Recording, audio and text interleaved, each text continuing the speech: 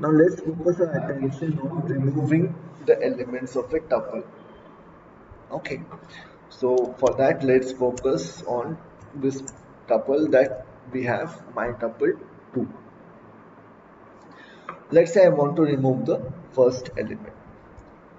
So if you just try this, that my del my tuple 2 of 0, this will not work. Okay, because just like this particular option that we saw, tuple doesn't support item assignment. Similarly, we would see that tuple do not permit item deletion of a single element. Okay, so if this is the case, then how do we do it? Like I mentioned, tuples are immutable objects. So you cannot delete a single item. The only thing you could possibly do is reassign the entire thing or delete the tuple completely. So if I write del of my tuple 2, this will be permitted. So if I run this, Python will delete the tuple 2, but you will not be able to delete a single item. Or probably if you want to delete the single item, you have to reassign it like we did over here, that we wanted to change A to Z.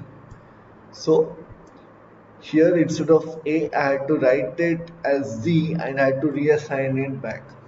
The entire tuple has to be reassigned. Okay, alright then. Now let's look at some of the methods that we have in tuple. For that, let's create a new tuple.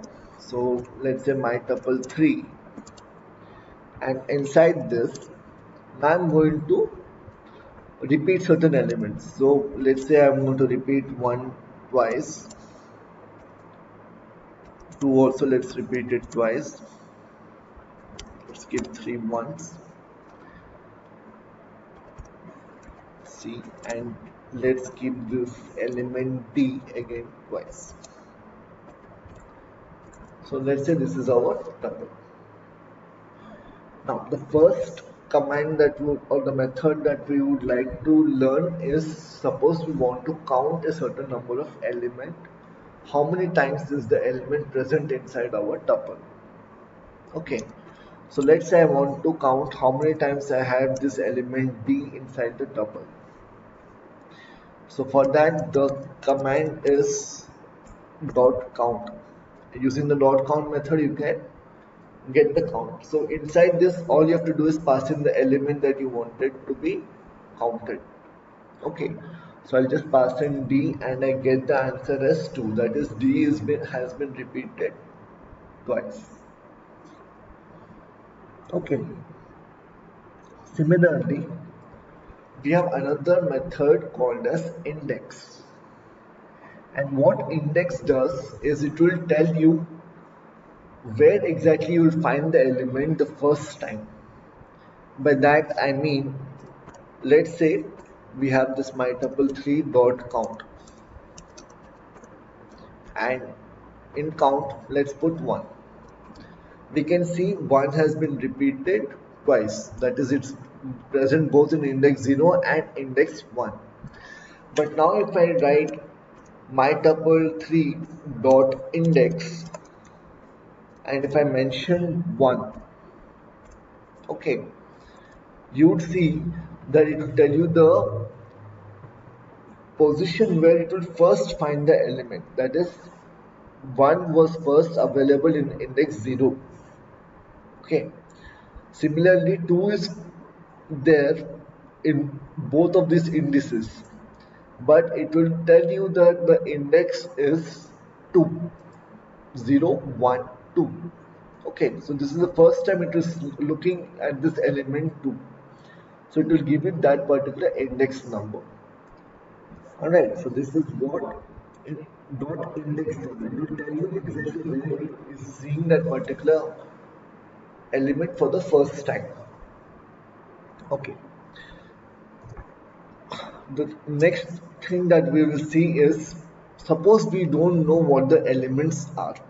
Okay, somebody has defined my tuple 3 and we don't know what the elements are, but we want to check whether this particular element is present in that particular tuple. So to do that, let's take an example. Let's say if I have to make sure that the element D is present in this tuple, so all I have to write is D in my tuple 3 and tell me true or false depending on whether it is going to find that element inside the tuple. Since D is already there in the tuple, it is giving us true. Okay. Similarly, let's put in another value A. We know A is not present here, but now we are only checking it. A in my tuple 3. So the answer should be false. Okay. A is not present inside this tuple. And similar to N, we also have something called as not N. That is the negation. And by negation, I mean if I write A not in my tuple 3. We know A is not in tuple 3. We already saw this is giving the answer false. But when we write not in, that means it is opposite of false. The answer should be true. Okay, so we have these two methods where we can check whether an element is present inside the tuple or not. And this can be used in any of your loops. Once we start learning how to uh, create loops and how do we use them, you'll understand the power of this in and not in methods. Okay, so this is what I have for you guys in terms of tuples. All right. For concluding this topic, I'll tell you what the advantages of tuples are over lists. Now, we saw both tuples and lists are more or less the same thing. The only major difference that you would find is tuples are immutable, whereas lists are mutable. That is, tuples, the elements cannot be changed, whereas the lists, you can obviously change those elements. So, what are the specific advantages of a tuple? The first advantage is whenever you write a particular tuple and you're trying to iterate over this particular tuple. That is, let's say we have written some kind of loop and we're trying to go through the entire tuple using a loop. Then we would see that tuples will give us an edge over list. That is, the time taken to iterate over a tuple will be far less compared to iterating over a list. That is the first advantage. The second advantage is that, let's say you are working in your some, let's say, legal department, or probably some particular piece of code which is giving you an output, and you want to make sure that this particular output should never be changed by accident. Okay. And so the easiest way of protecting this particular data is by writing it as a tuple. Since we know that tuple are immutable, so let's say we write it as a tuple and we declare it, then even by accident, if somebody has made an error and instead of writing the name of the list, they've written the name of the tuple, still they will not be able to change the data. So those are the two major important advantages of a tuple over a list. Apart from this, both tuple and lists are very similar.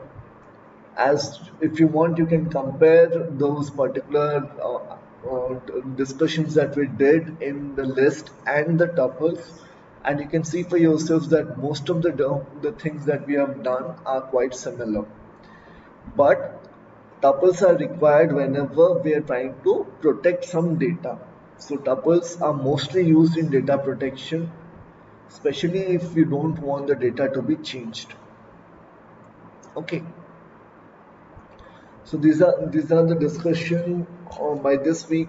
complete the tuple session. Thank you.